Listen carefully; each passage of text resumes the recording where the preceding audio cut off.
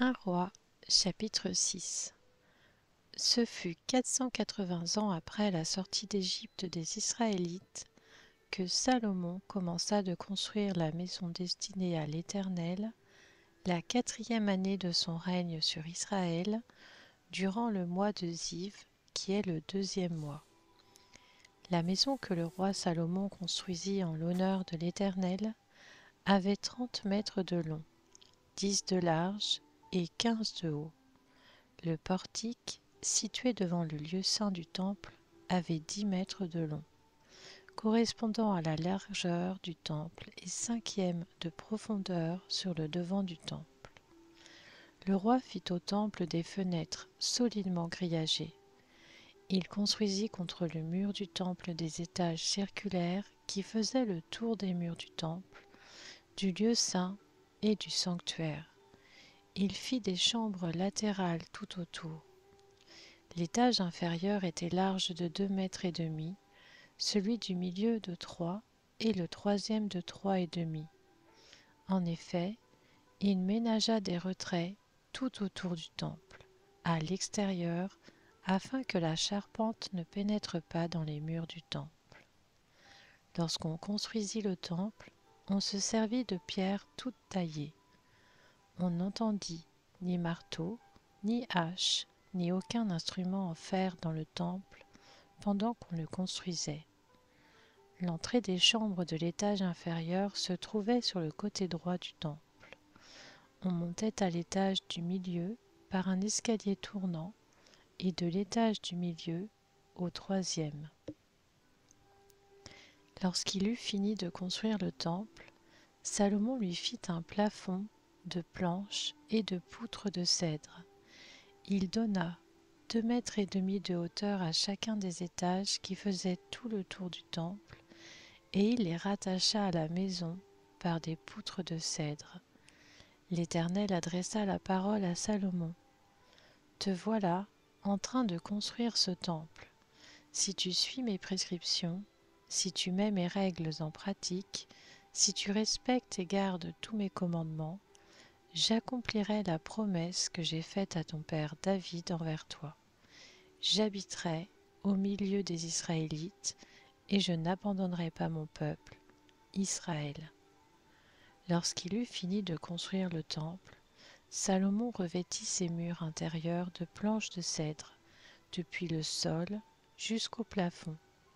Il revêtit ainsi de bois l'intérieur et il couvrit le sol de la maison de planches de cyprès. Il revêtit de planches de cèdre les 10 mètres du fond du temple, depuis le sol jusqu'en haut des murs, et il réserva cet espace pour en faire le sanctuaire, le lieu très saint. Les 20 mètres sur le devant formaient la maison, c'est-à-dire le temple. Le cèdre, à l'intérieur de la maison, présentait des sculptures de coloquintes et de fleurs entr'ouvertes. Tout était en cèdre, on ne voyait aucune pierre. Salomon établit le sanctuaire à l'intérieur, au milieu du temple, pour y placer l'arche de l'alliance de l'Éternel. Il avait 10 mètres de long, 10 de large et 10 de haut, et Salomon le couvrit d'or pur. Il fit devant le sanctuaire un autel en cèdre et le couvrit d'or. Il couvrit d'or pur l'intérieur du temple, et il fit passer le voile dans des chaînettes d'or devant le sanctuaire qu'il couvrit d'or. Il couvrit d'or tout le temple tout entier, et il couvrit d'or tout l'autel qui se trouvait devant le sanctuaire.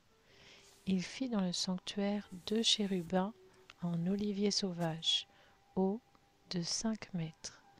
Chacune des 2 ailes d'un chérubin faisait 2 mètres et demi, ce qui faisait 5 mètres de l'extrémité d'une de ses ailes à l'autre. Le second chérubin faisait aussi 5 mètres.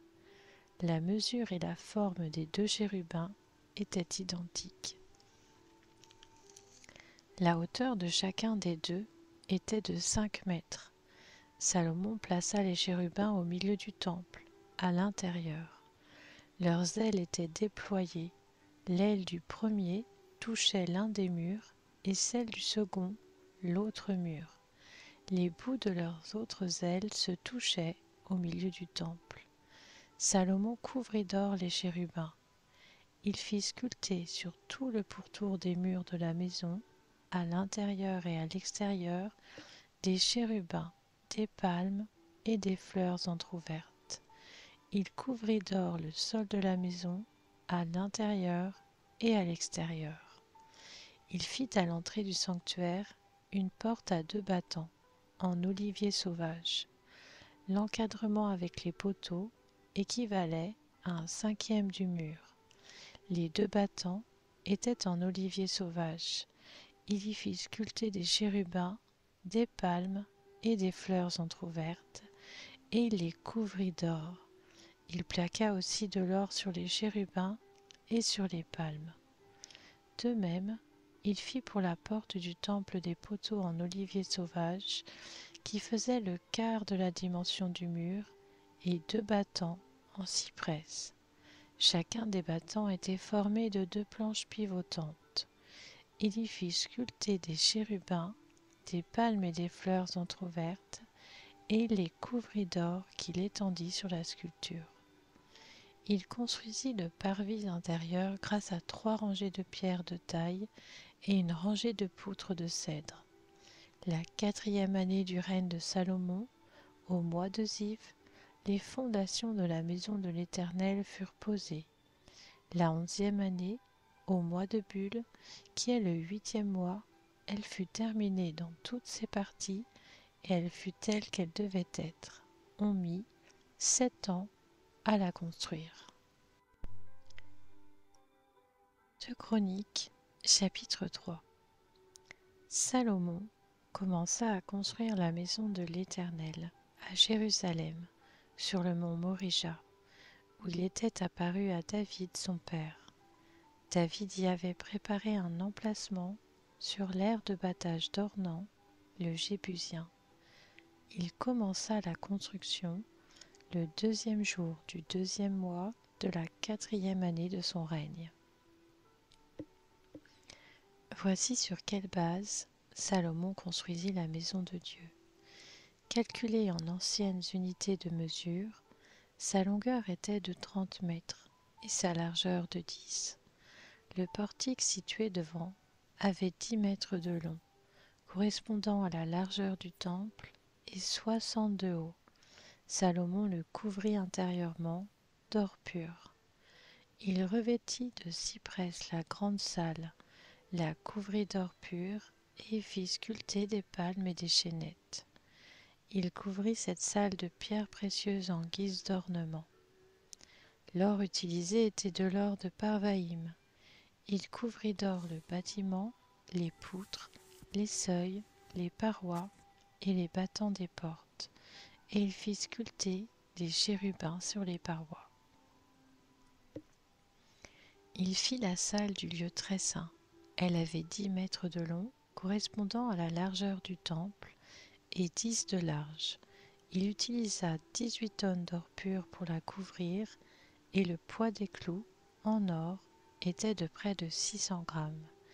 Il couvrit aussi d'or les chambres à l'étage. Il fit dans la salle du lieu très saint 2 chérubins sculptés, et on les couvrit d'or. Les ailes des chérubins couvraient une longueur de 10 mètres.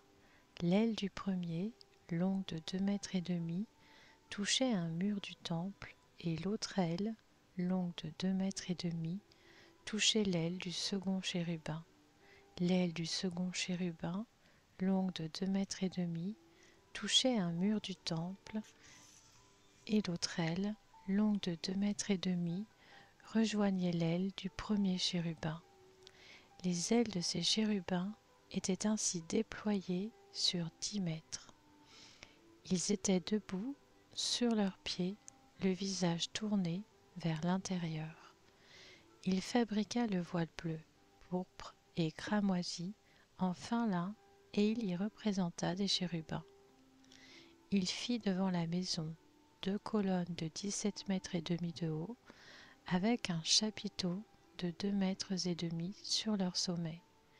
Il fit des chaînettes pareilles à celles qui étaient dans le sanctuaire et les plaça sur le sommet des colonnes, et il fit 100 grenades qu'il attacha aux chaînettes.